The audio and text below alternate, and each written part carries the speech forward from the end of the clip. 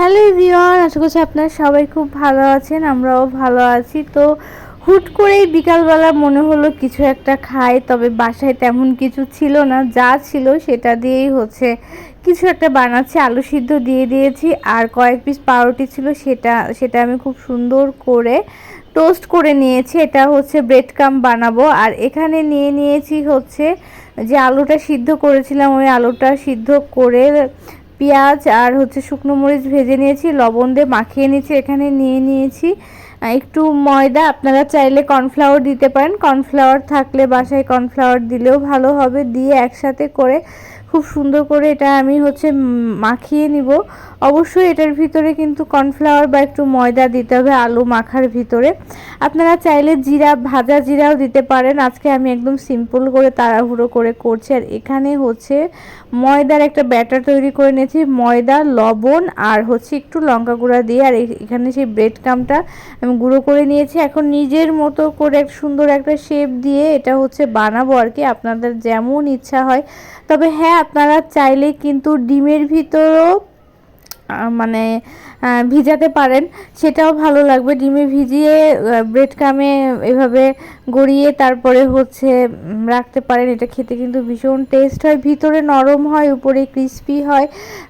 মানে ঘরে যদি কিছু নাও থাকে, ঝটপট করে যদি এটা সন্ধ্যার নাস্তায় আপনি বানান, সবাই খুব খুশি হয়ে যাবে এবং ভীষণ রকম পছন্দ করবে। ব্রেড ক্রামে যেহেতু কোনো কালার দিইনি, ঘরে তৈরি করা, সেই কারণে কালারটা এমন এসেছে। তো সবগুলো বানানো আমার হয়ে গিয়েছে। এখন একটা একটা করে সুন্দর করে ভেজে নেব। আর এটার ভিতরে আপনারা চাইলে ডিমও দিতে পারেন। যখন মানে আলুটা মাখাবেন, তখন কর্নফ্লাওয়ারের সাথে বা ময়দার সাথে যেটাই থাকুক ঘরে, সেটার সাথে আপনার একটা ডিম ভেঙেও দিতে। এমন একটা নাস্তা যদি বাড়িতে আপনি বানিয়ে সবার সামনে দেন, এটা সবাই পছন্দ করবে খেতে, এত বেশি ভালো লাগে খেতে। আমার তো ভীষণ পছন্দ। আর আমার মেয়ে একটু একটু ঝাল খেতে পারে, ও এই বিষয়ে একটু লক্ষ্মী আছে, কারণ আমি অভ্যাস করিয়েছি। এই কারণে কিন্তু আমি আলুর মাখার ভিতরে একটু ঝাল দিয়েছি, ও পছন্দ করবে সস দিয়ে খেতে। তবে ও ক্রিস্পি জিনিস বেশি পছন্দ করে, ঋদ্ধি ক্রিস্পি যে কোনো জিনিসই খুব পছন্দ করে। এটা তো ভিতরে একটু নরম নরম হবে, কিন্তু উপরে অনেক সুন্দর ক্রিস্পি হবে। এটাকে আপনারা আলুর কাটলেটও বলতে পারেন, যে যেমন নাম দেন আর কি। তো এই যে লাল লাল করে সুন্দর করে ভেজে নিচ্ছি। আজকে তো আপনাদের দাদাভাই এখন অফিসে আছে, তো আমরাই ভেজে খাচ্ছি। অবশ্য তার জন্য রেখে দিব, কারণ আমি একা একা আমার ওইভাবে আসলে খেতে ইচ্ছাও করে না আর খাওয়াও হয় না।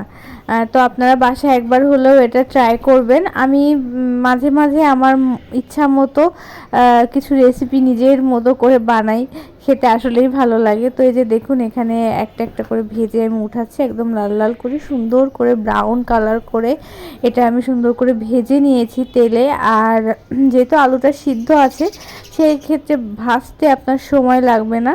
তো এই যে দেখুন, আর এটাতে যদি আপনি জিরা ভাজা দেন, একটু একটু ভাজা জিরা দেন গুঁড়ো করে, সেটাও কিন্তু অনেক সুন্দর একটা ফ্লেভার আসে। আমি কোনো কিছু আজকে ব্যবহার করিনি, জাস্ট দেখালামই তো, লবণ আর লঙ্কা আর পেঁয়াজ এটা দিয়েই করেছি। তো একদম পারফেক্টলি সুন্দরভাবে ভাজা হয়ে গেছে, দেখতে কিন্তু দারুণ হয়েছে।